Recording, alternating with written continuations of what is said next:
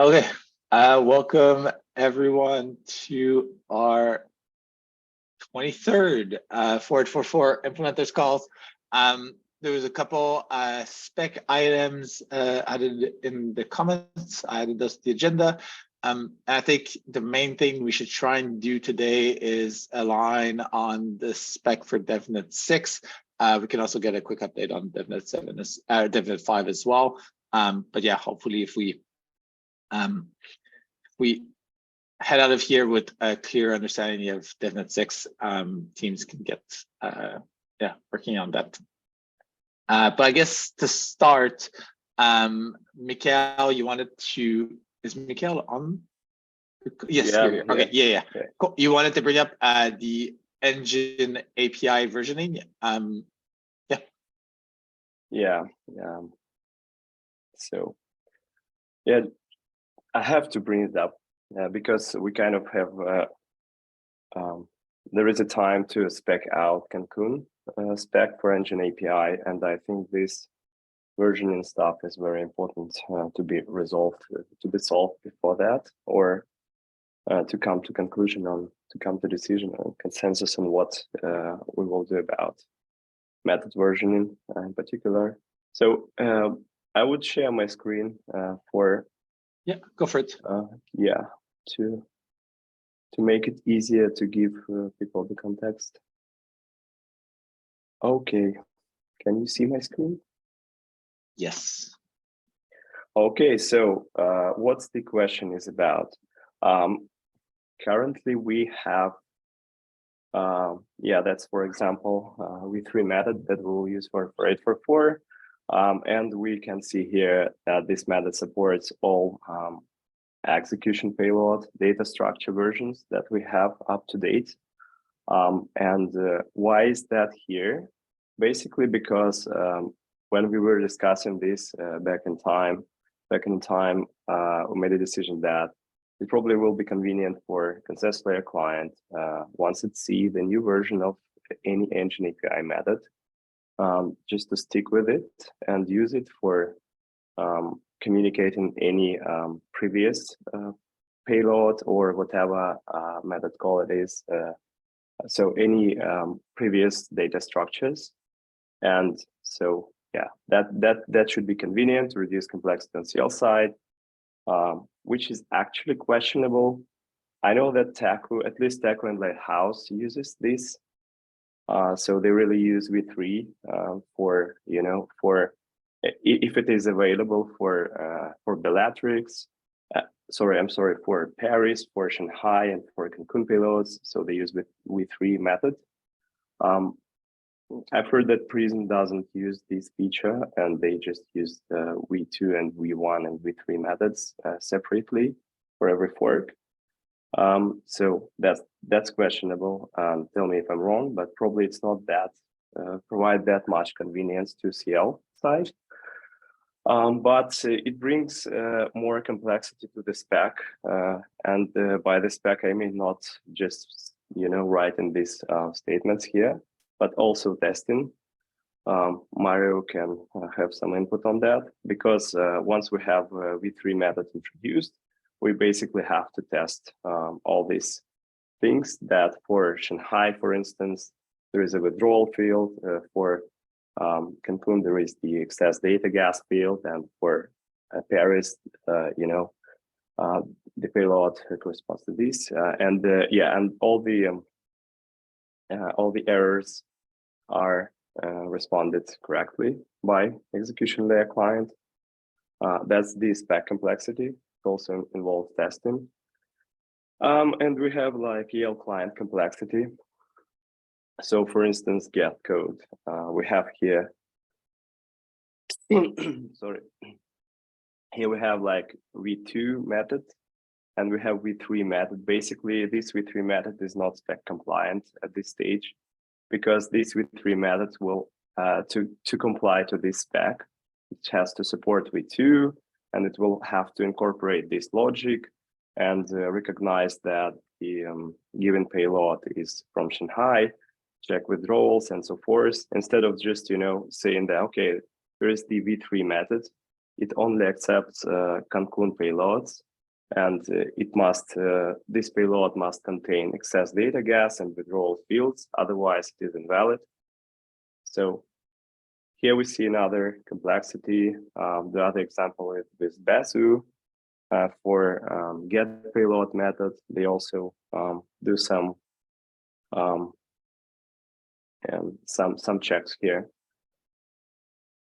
And yeah, so what to do about that? We have two options here, basically. We have this issue, and both options are described here. So the original proposal was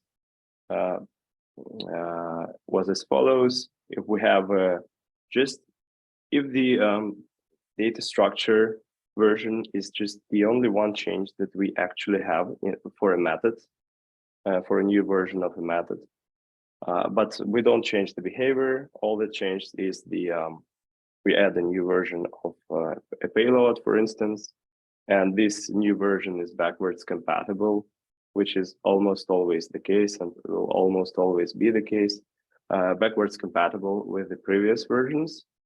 We can just, say that, okay, we're not adding a v3, well, we just, modifying v2 and saying that v2 now supports the v3 payload and so forth.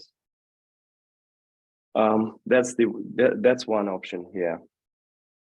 The other option is to make a step back and say that, okay, there is the v3 method that just supports the execution payload v3, and that's it.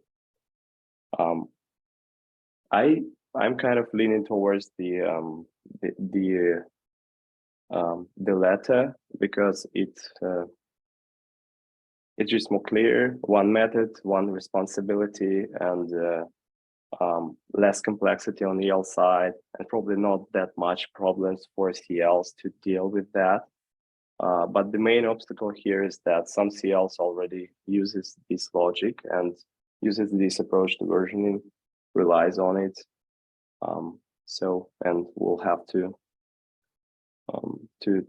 they will have to change their client, their engine API client's code. So that's basically this is what I was going to bring up for discussion today and describe the problem. So any inputs on that, any opinions? Yeah, just wanted to confirm that Prism doesn't use this feature, so it doesn't really affect us. I would probably prefer what Mikhail said, whatever is the easiest path for the spec to implement. I think we will prefer that. I guess another complication here is that, like, what happens if someone sends a V2 payload, but with some blob version hash, right? So you have some kind of like weird like hybrid scenario, like do you consider that as invalid given that it's a valid v2 payload, but also someone made the mistake and entered some weird blob version hash? So it does get pretty tricky. So yeah, we kind of prefer the simpler approach, which is the later one.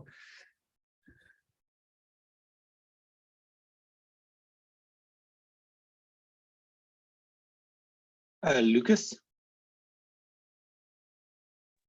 So I was designing this versioning code on Nevermind side, and we have it like in steps. So first step is trying to, when we get the execution payload, we are checking if it's correct payload and calculated in its version.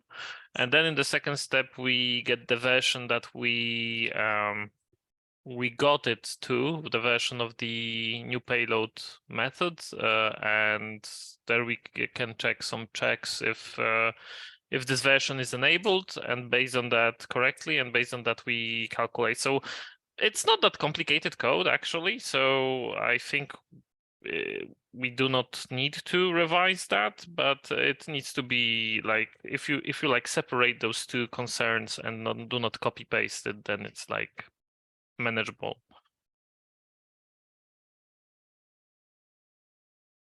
Yeah, you mean so you can reuse the validation logic, right? But you will have to discern, right? You will have to understand which payload it is.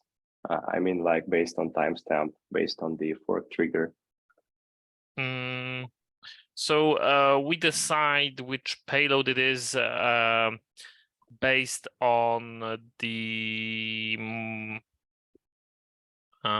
more of a you have to like correlate all those, right? But we kind of decide based on what values it has. So for example, if it has withdrawals, it's execution payload v2, and then we check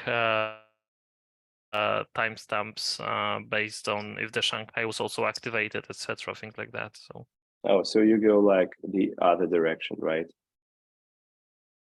So you see, yes. Yeah, I see. Oh, yeah, interesting. We check data, and based on that, we decide. Okay, this is trying to use payload v2. Okay, so now we can check the timestamps, right? So this is payload v2. Is payload v2 correct in engine new payload this version, which we also like just put the version number there. And okay, if payload version is bigger than the engine new payload version, then it's wrong, right? It has to be smaller or equal. And then we can also check the timestamps depending on the version. Yeah, I see. Yeah, interesting. And okay, and Terence made a valid point that we have v3, right? We have blob version hashes here, but blob version hashes doesn't come alongside to v2, right? And yeah, there's probably something, I don't know if it adds more complexity, but we can't in this case v3 is not anymore. It seems like it's not possible to use it only if the second parameter will be null. So this kind of like weird thing, some incompatibility. And yeah, to address Matt's question, I think that we can also delete old versions. You mean like data structures or method versions? Both. Or I guess for us, we don't necessarily implement like every single data structure. We kind of do it based on what is there. And so like, yeah, if the version blob hashes is there, then we would like consider this to be v3. But I guess I'm referring more to the methods. Like we don't have to support new payload v1 after Cancun, right? Kind of, yes. You don't have to, definitely don't have to support new payload v2 after Cancun. If we find a way to pass something here in this parameter, right? Let's just, omit this.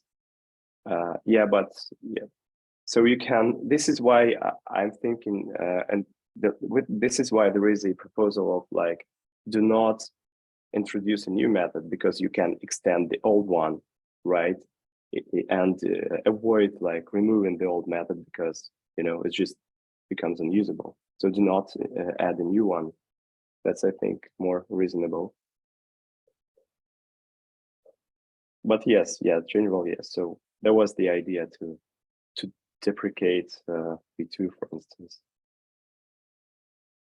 Also, am I correct that sorry, I'm not sure if I understood the proposal. It's just using v3 for like everything right now. So rename it like to something, or can you just to be clear, even for all the blocks for archival sync, let's say. v3, yeah, the proposal, there are two options, so we can leave it as is. Three options, okay, so we can leave it as is, and in this case we will have to do something. We'll have to either support v2, keep supporting it, because v3 is not backward compatible, or make it v3 backward compatible. So backwards compatibility breaks here, as I can see it, with this new render. So the other option is, the other option is just to, to get back to one method, one data structure version concept as we had at the very, very beginning, where so there will be just, payload v3 in this the payload v3 method. Execution payload v3 is the only structure that is supported, which makes the EL code cleaner, but we will have to do something with the CLs that already relies on this, method supports all previous versions thing. They will have to change their logic. So basically, can you not just pass null in for the blob version hashes? Yep, that's the option, but to be honest, I don't like it. Oh, Yeah, okay. yeah. I mean, like yeah. I don't think it is, a clean way of doing it. But anyway. Why, to be honest? Sorry? Why do you don't like null? No, we can do it. But why not? I mean, like it's if it's null, it means okay. So this is one of the ways to make it backwards compatible. But that's the kind of if we want to support backwards compatibility. I think that this is the only way to make it. So I somewhat agree that we don't need like double versioning, because now we are versioning both execution payload and the method, and it would suffice to version only one of that. Yep. I know that Marius was one of the proponents to get back to one version, one method version, one-to-one relations between method version and data structure version, but not on this call. So yeah, so either that Mm. or just have one method version, right, and version by the execution payload.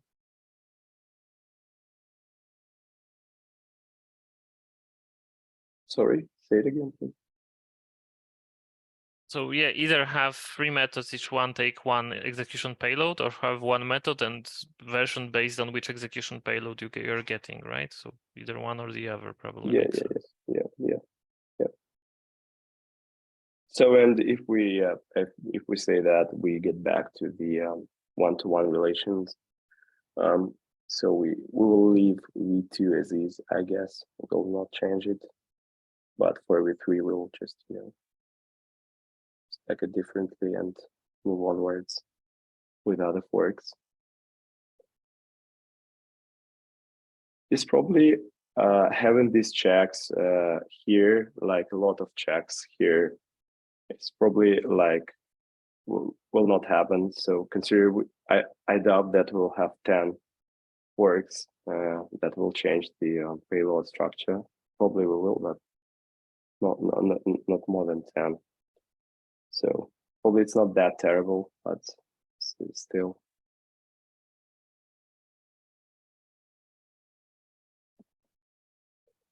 So that's kind of it.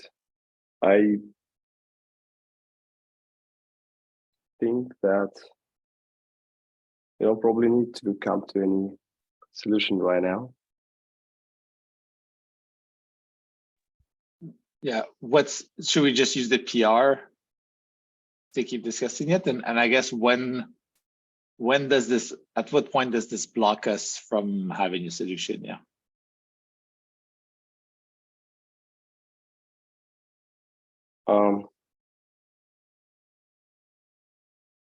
So if it is possible, I would really get back to one method version, one data structure version approach. But if it's not, if it's really a complexity and if it's really delays the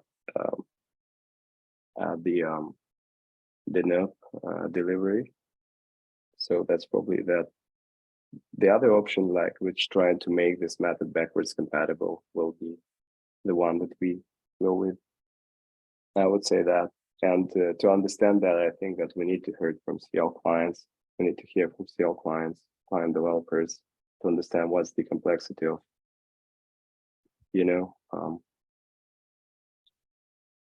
I also don't think all the CL representative are here today, right? So I think that maybe this Thursday is this ACDC. Maybe, yeah, we can also bring up there.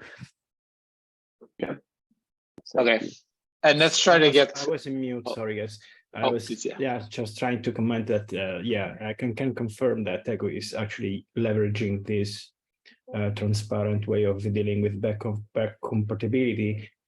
So there would be some changes on our side to go back and have one-one relationship, definitely. But we are about to start working on this new V3 with the additional parameter, and I would say that we probably go for the null version of it for the back compatibility. So we're probably gonna stick with the if this discussion was not happening, we were just passing null and then start passing version and the version and transaction when V3 actually enables.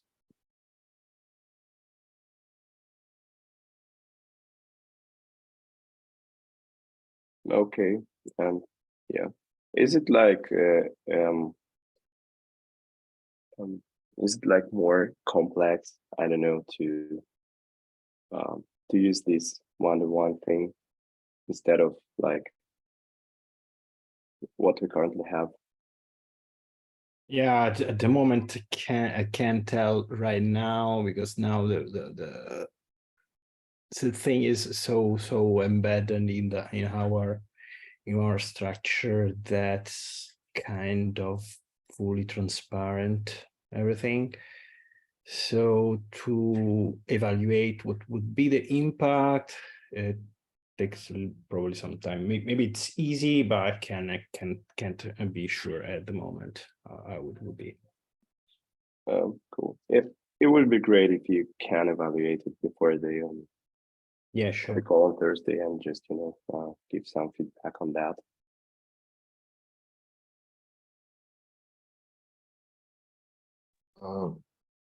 The very common problem is that some clients send V3 version when it should not be available. But some clients respect this rule. I mean, V3 can be sent by some clients pre-conclude, right? And Yeah, maybe we could agree on some rule, at least in these terms. So, for example, we all can agree that we do not need to check future fields, and V3 is acceptable pre-conclude, for example. And it will be a preparation step for the rest of the pair, because we have no like agreement on this part, at least yet.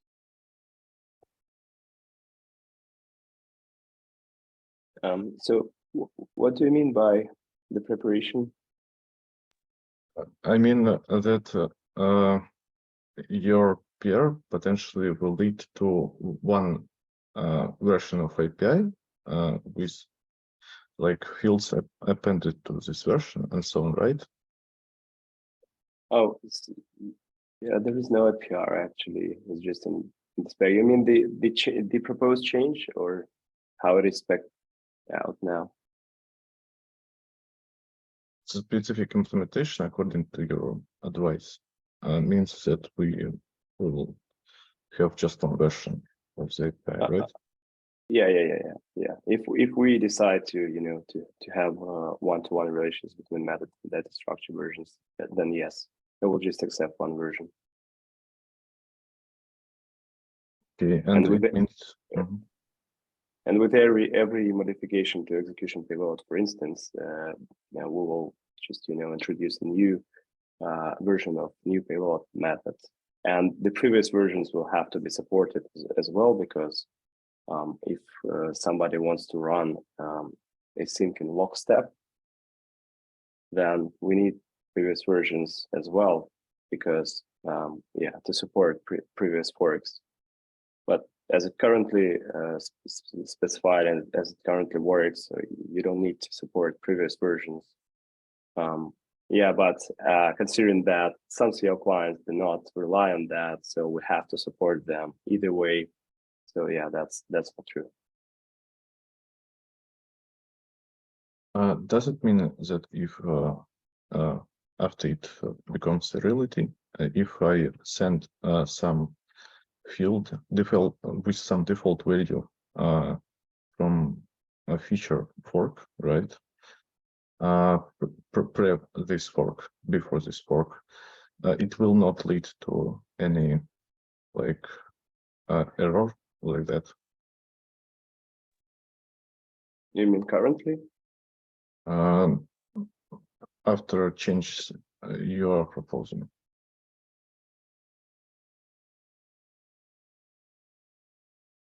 If you submit a with some new value for using the method version, the existing method version, and just add some new value, this is what you mean? Which is not specified. Yeah. Oh, that should basically, yeah, it should be ignored, I guess. I don't know how, it depends on the clients. We'll just, this particular method will be used for a particular data structure that is used by some fork, starting from this fork and onwards. Not every fork is changing the data structure. So, but some extra field will just be ignored by this method, I guess. But for now, such fields are checked for absence. So if they exist, it's a problem. It's an error. No, I don't think so. I don't think that clients following that are doing these checks.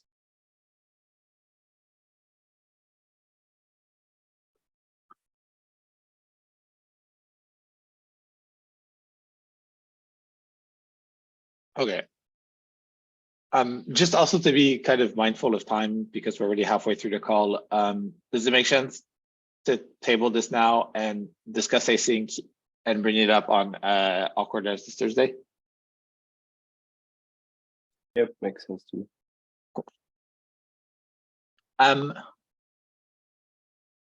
Okay. I guess so. Okay, so Matt, you had the data gas used. Yeah, okay. So that's the zoo data gas used, and then we can go over the list for DevNet 6 of all the other open questions, but that seems like the biggest one to agree to. Yeah, Matt, you want to give some quick background on that one? Yeah, I think a lot of people are probably aware. We talked about it on, was it Awkward Devs last week? Yeah. Yeah.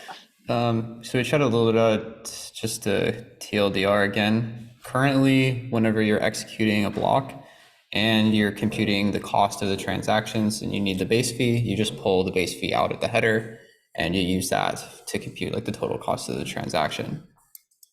For excess data gas, it's slightly different. You actually, you need to get the excess data gas value from the parent header, pull it out of the parent header and then use it.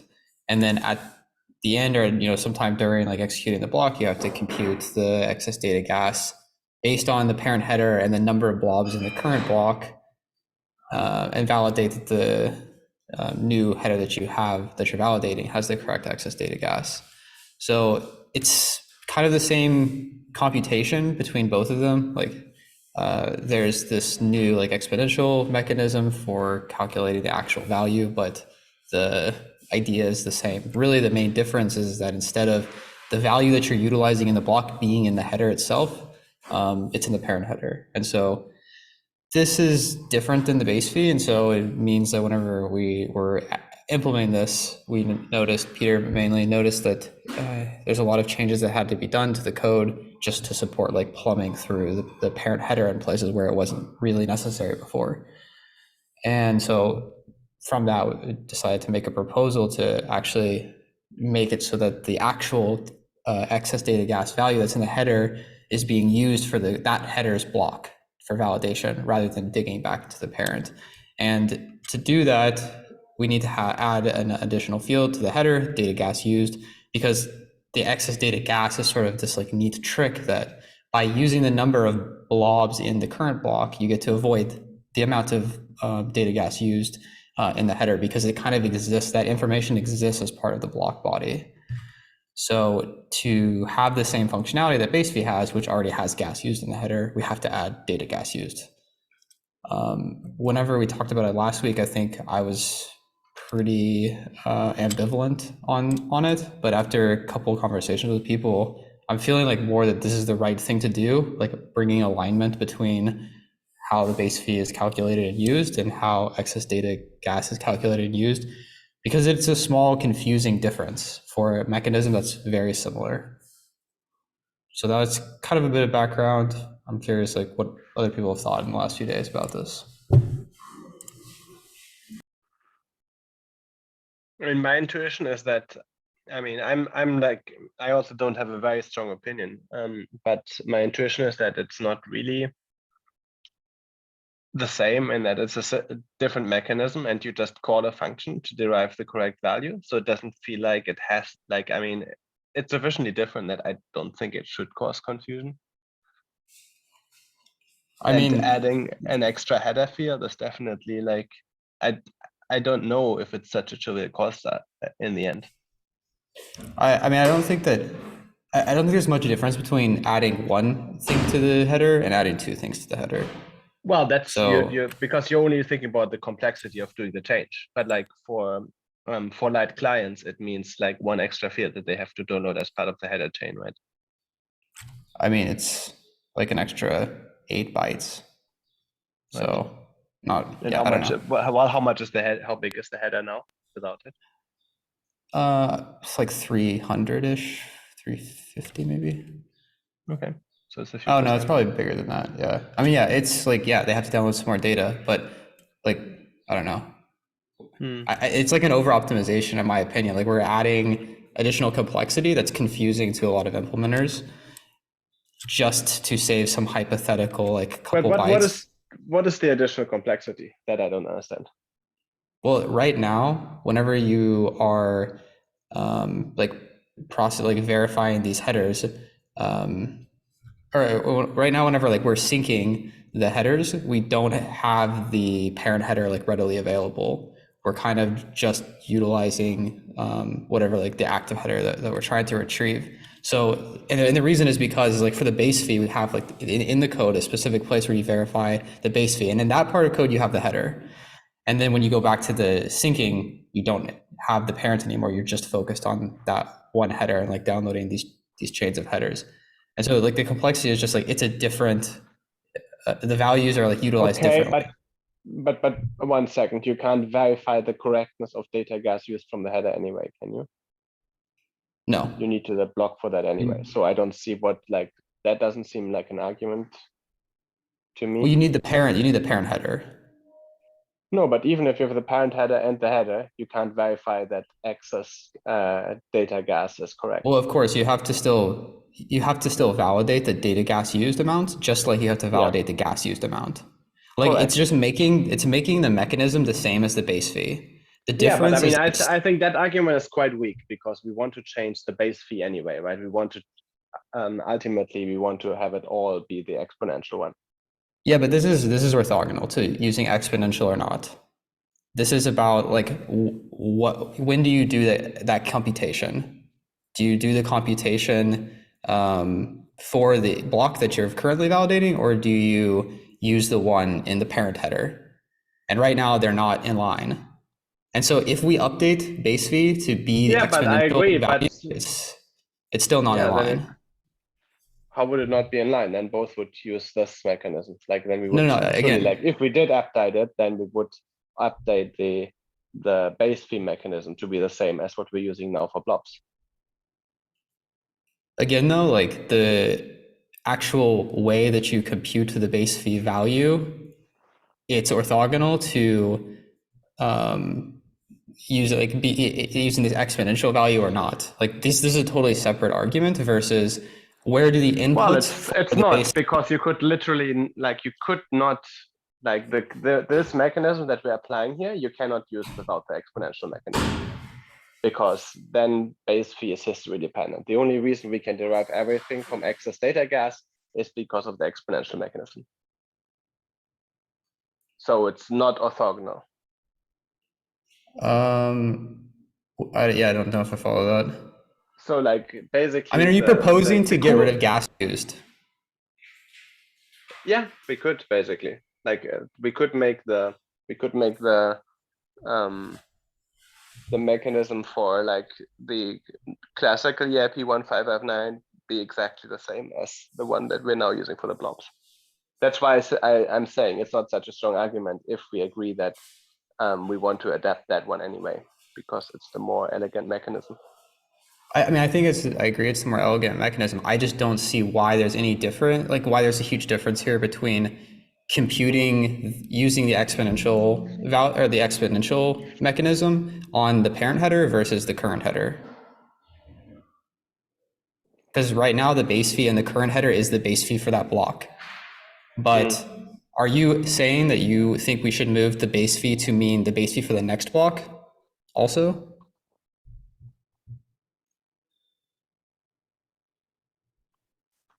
Right. Well, I mean, I don't know. Honestly, it does. No, I mean, we don't even need, like, what I'm saying is you don't even need the base fee to be a part of the block header, for example. Like, it's not a necessity once we move to, like, to me, base fee is simply a derived value. Like, it happens that in, like, there should be a function that, given some inputs, say current and parent block header, outputs the base fee, right? Of course. And that function, you can just treat it as a black box. I mean, that's simply like a spec implementation detail, what exactly that computation is. And if you have that function, then like if you use the mechanism that we use for the blobs now, you don't need to store that that base fee anywhere in the blob. Like it's simply unnecessary. So in the header. So do not store anything related to the base fee in the header then? Basically, yes. So why do we need to have excess data gas in the header? Well, you do need that because that's an accumulator. That's like the total amount of. But you need that for base fee too, right? Yeah, exactly. Okay, so you would replace the base fee per gas with this accumulator. Exactly. Yeah. Okay. So again, like, right. Yeah. But then the question is like when you're calculating what the cost, the actual cost of the transactions are, the debate here is not, should we use this exponential mechanism that puts the accumulator in the header? The debate is, should we use the header value itself or should we use the parent header value? Right, I see. So if I can weigh in a bit, so the problem is that when we are dealing with headers, we go through the parents, right? And it's easy to have a header parent header to do some validation. But when we are dealing with bodies, we generally are dealing with the same header. And now we will have to pull parent header to do something there, right? That's the problem, which currently is not there.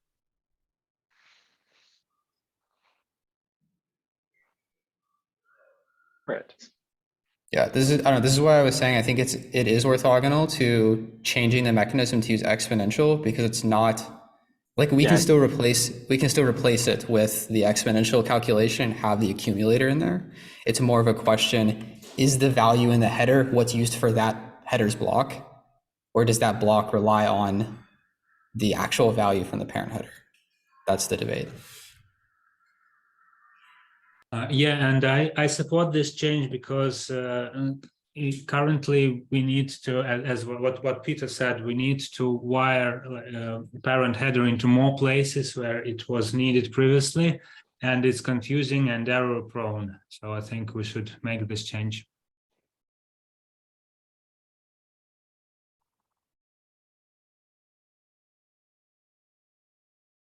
Yeah, does anyone disagree that we should make the change?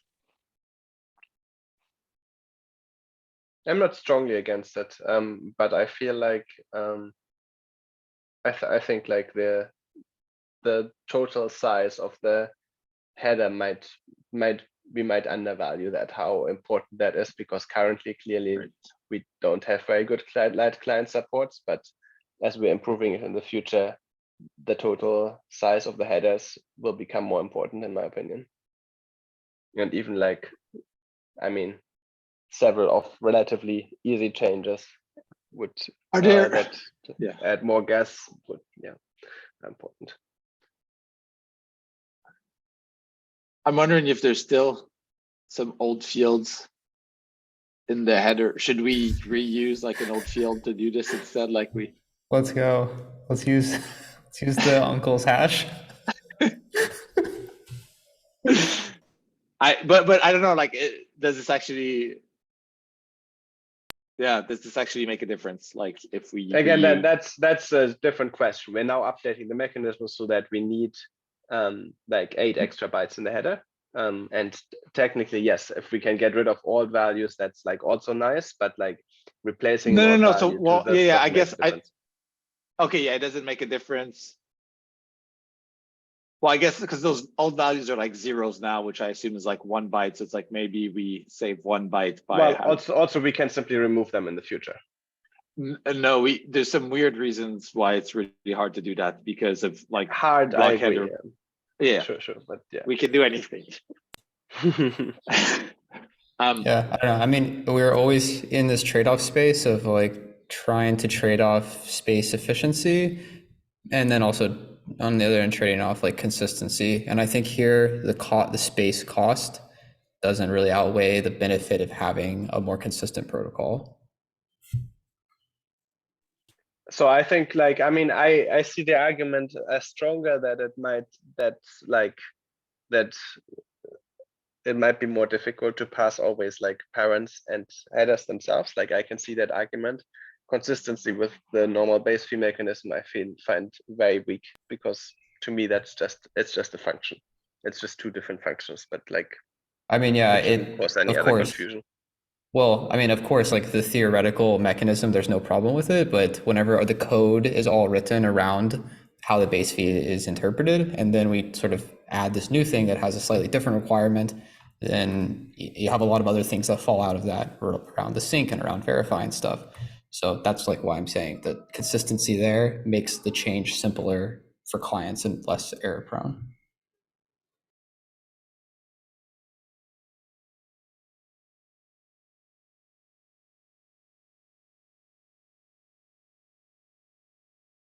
And a question, if we don't add this field to the block header, we'll have to change our state transition function from depend on the state and the current block, and add a parent block header as well, right?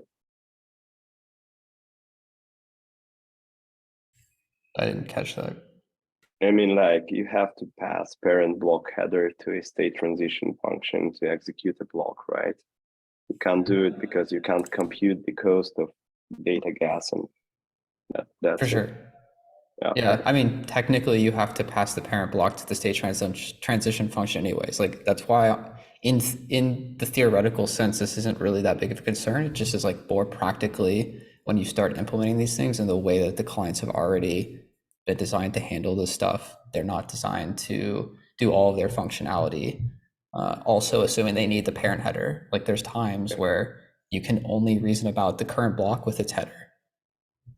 See, oh yeah, you have to pass it because you have some.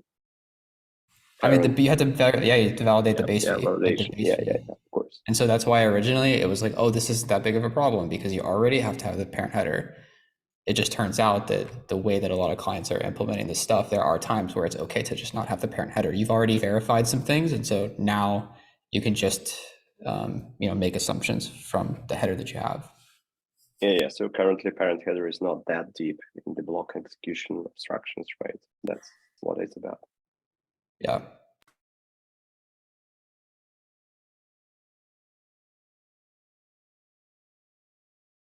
I mean, like if it extends the time to work, and like client developers will have to write additional tests to does this change or whatever. If it increase the complexity of delivering general, so I think that makes sense to add this field. the header. That's one of the arguments that.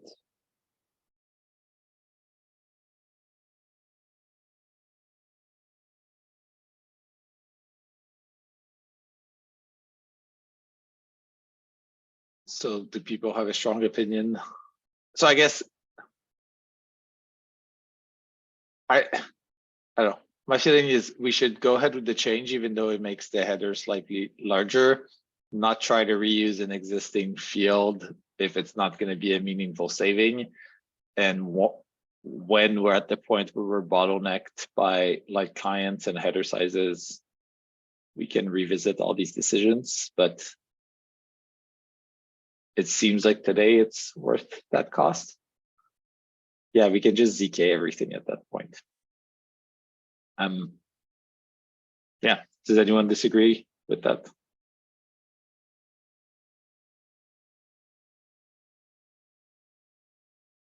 And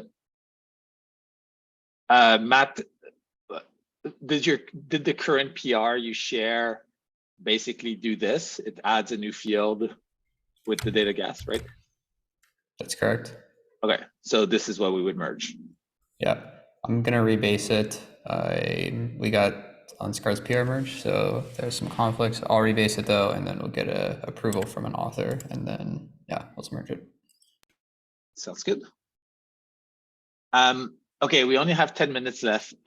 Barnabas, you had the DevNet 6 spec doc.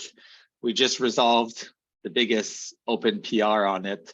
Do you want to maybe walk us through which ones you think are most important to resolve now on the call, or if there's not that we should resolve on the call, at least we can flag the ones people should try and look at async? Yeah, sure.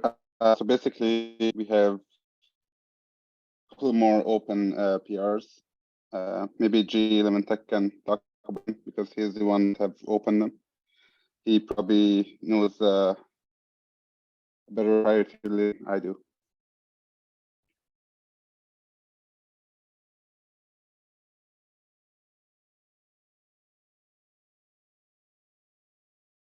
Oh, who was that? Sorry, that you said knows it better than you? In there. Oh, he's the call yeah, also. Hey guys, so I think it's the same as what we discussed in ACD call. One is regarding NDNS of precompiled inputs, and the second one is refactoring of the network payload, transaction payload. So these are the old PRs that we discussed over there.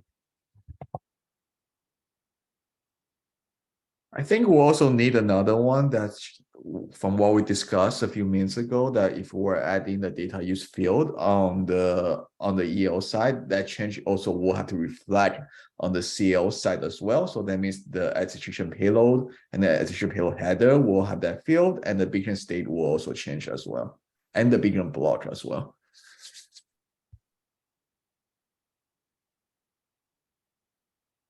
And Sorry, which field is this? I just want to add that also the engine APIs.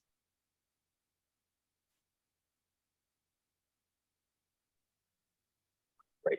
Okay, so yeah, so we need a corresponding PR on the EL spec, sorry, CL and engine API spec. That makes sense, yeah.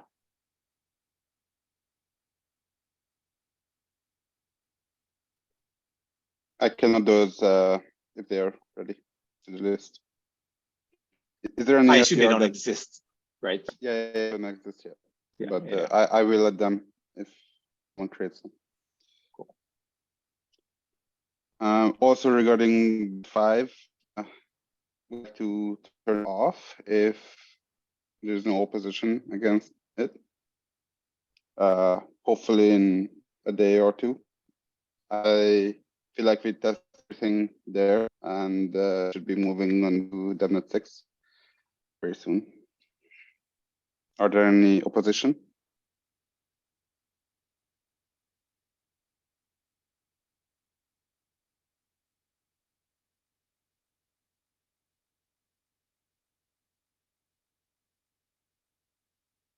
Okay.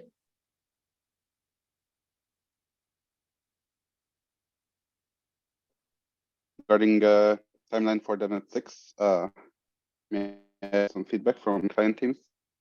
They think ready?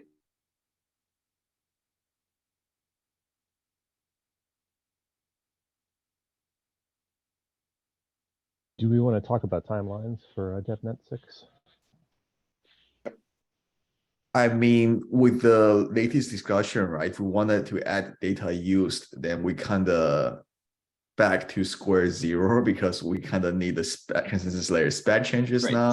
And then we also need to redo a lot of the things. So yeah, I don't think next Monday is viable unless we don't include data used for .NET 6 and have a .NET 7. That's up to everyone here. But yeah, but if you want to add data use, then that's another probably 1 to 2 weeks.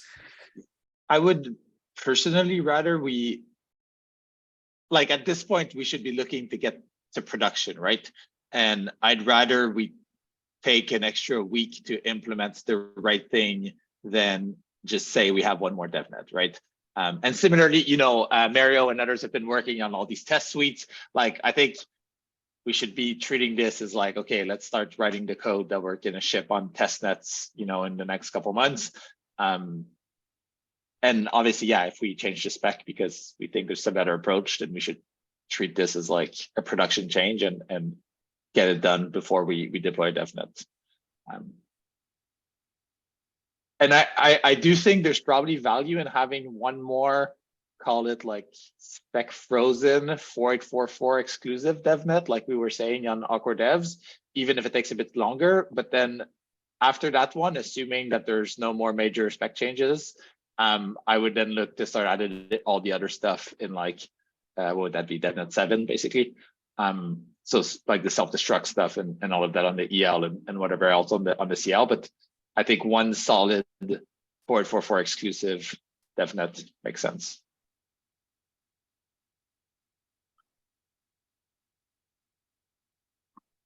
Cool. So, okay, so like, obviously in like 6 minutes, we won't be able to resolve everything, but Barnabas, we can use your doc as the canonical thing, keep adding PRs to that. We obviously then have the Awkward Devs in the next 2 Thursdays where we can bring up stuff. Yeah, and let's use that to coordinate on DevNet 6. And even if it takes, you know, more like 2-3 weeks to launch rather than 1 or 2, if we can get like a relatively final spec, I think that's really good. Yeah, sounds good. So maybe we can specify what we actually want to have in DevNet 6 by Thursday, and then try to aim to launch a couple of weeks from that point on. That should be enough time for everyone. Cool. Mario? Yeah, I just want to take small time to just mention the testing changes that are required for next DevNet. So we have a tracker for the for all the changes for the execution spec changes. The main requirement that we need right now from clients is that we need the get implementation for us to be able to fill tests before we can release this iteration of tests for the next DevNet. That's basically our only requirement from you guys to fill the tests. And other changes to the specs are minor, in my opinion, for the tests, for the actual tests. But yeah, to regenerate, we need the get implementation. So yeah, but that's basically it.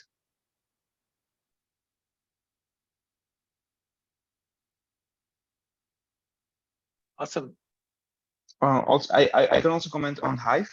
We have this PR here. We have there are many remaining changes that I need to introduce, but I wanted to prioritize the execution spec test because that's consensus tests for the next DevNet, and that was the main issue, one of the main issues in the previous DevNet. So we want to prioritize execution spec tests, and we also working on another Hive simulator that was discussed last meeting here, which is this one.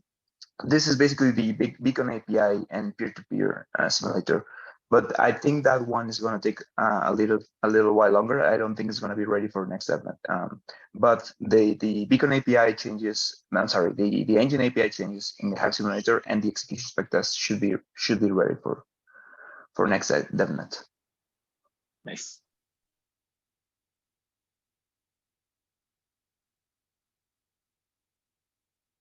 Sweet. Anything else?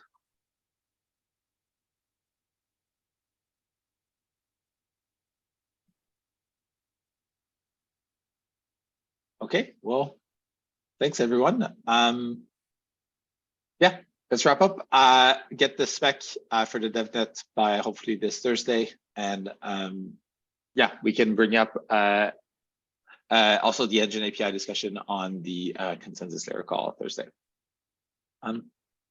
Yeah, thanks a lot, everyone. Thanks Thank all. you. Bye. Thanks all. Thank Bye. you. Bye-bye.